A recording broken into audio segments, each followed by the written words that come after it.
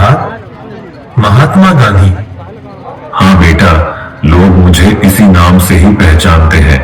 बेटा इधर आओ, तुम क्यों उदास लग रहे हो? बापू, बात यह है कि कल आजादी का पर्व है और मुझे कल स्कूल में उसके बारे में कुछ बोलना है, इसलिए। उसमें क्या बड़ी बात है, आजादी के बारे में कुछ बोल देना। लेकिन बापू, क्या सच में हम आजाद हुए हैं? तू ऐसा क्यों बोल रहा है? चलिए बापू, मैं आपको कुछ दिखाता हूँ। देखिए बापू, उस घर में। मम्मी पापा, मुझ पर थोड़ा रहम करो प्लीज, मुझे आगे पढ़ने दीजिए। मैं आगे पढ़ना चाहती हूँ और डॉक्टर बनना चाहती हूँ। बस बेटा, आपने बहुत पढ़ लिया। हमारे समाज में लड़कियां इतना पढ़े यही बहुत बड़ी बात है। पढ़ना लिखना छोड़ो और अपनी शादी के बारे में सोचो। क्या मुझे पढ़ने लिखने की और मेरे सपने पूरे करने की भी आजादी नहीं मिलेगी? आइए बापू, उस घर में भी देखते हैं। मेहरबानी करके आप यह व्यसन छोड़ दो और घर में भी ध्यान दिया करो। अब हमारे घर में खाने के लिए अनाज का दाना भी नहीं है। वह सब कुछ मुझे नहीं पता, बस मुझे पैसे दो। मेरा शरीर कांप रहा है और दिमाग काम नहीं कर रहा है। अब जल्दी पैसे दो, मुझे देर हो रही है। नहीं, यह पैसे मैं नहीं दूंगी। ये तो बच्चों की किताबें लेने के लिए रखे हैं।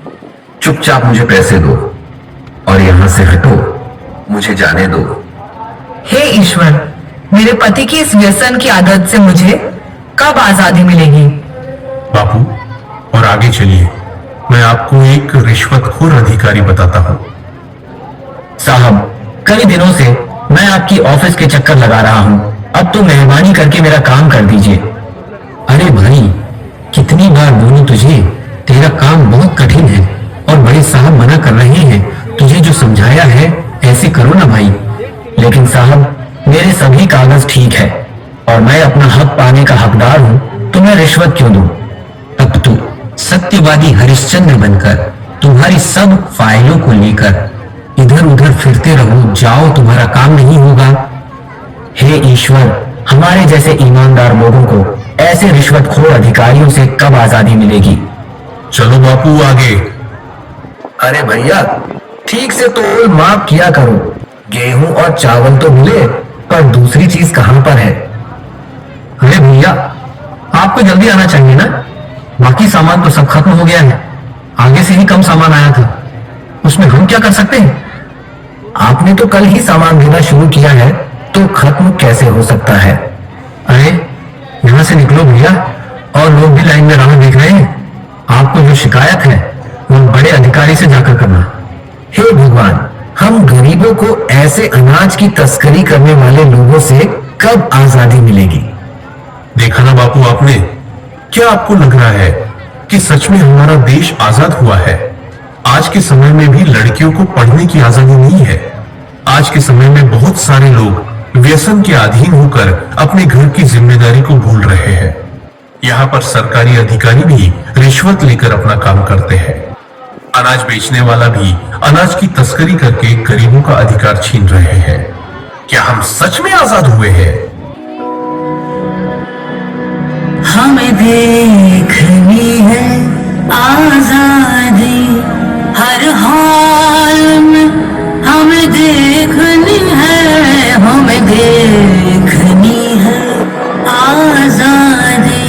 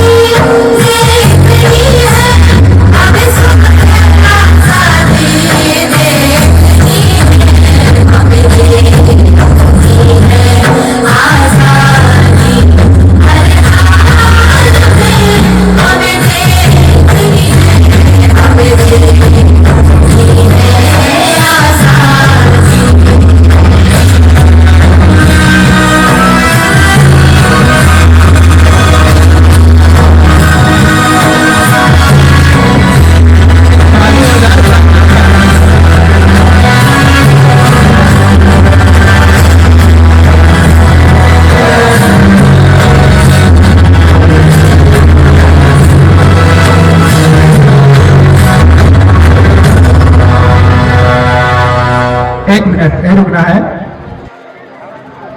इस विद्यालय के व्यवस्थापक श्रीमान बद्री नारायण सिंह जी के द्वारा 251 रुपये का इनाम दिया गया इन बच्चों को। सभी बच्चे स्टेज पर रुकेंगे। अभी आपने जो देखा बहुत ही इमोशनल कॉमेडी दिखाया गया है इन बच्चों के द्वारा। कहते हैं, बापू कहते थे बेटी बचाओ बेटी पढ़ाओ।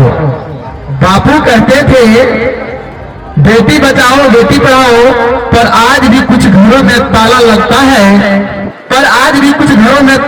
है। बेटी के स्कूल की घंटी पर बापू क्या कहीं आजादी है? बापू क्या कहीं आजादी है? बेटियों को पढ़ने से वर्जित कर दिया जाता है। बेटियों की उम्र जब 18 साल हो जाती है तो शादी कर दी जाती है। उस बच्चों को जो है 16 साल में शादी कर दी जाती है, लेकिन पढ़ने की आजादी नहीं दी जाती है। जबकि पढ़ने की आजादी पूर्ण रूप में देना चाहिए, ताकि हमारी बच्चियां जो देश में है आगे जाके अच्छे अफसर बने, ईमानदार अफसर बने।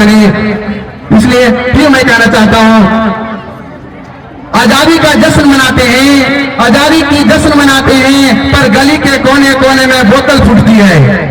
आजादी के जश्न मनाते हैं, पर गली के कोने कोने में बोतल फूटती है। पत्नी की आंखों का पानी कहता है, नशे से आजादी कब मिलेगी बाबू? नशे की आजादी से कब मिलेगा बापू? चलिए फिर आगे कहता भ्रष्टाचार पर।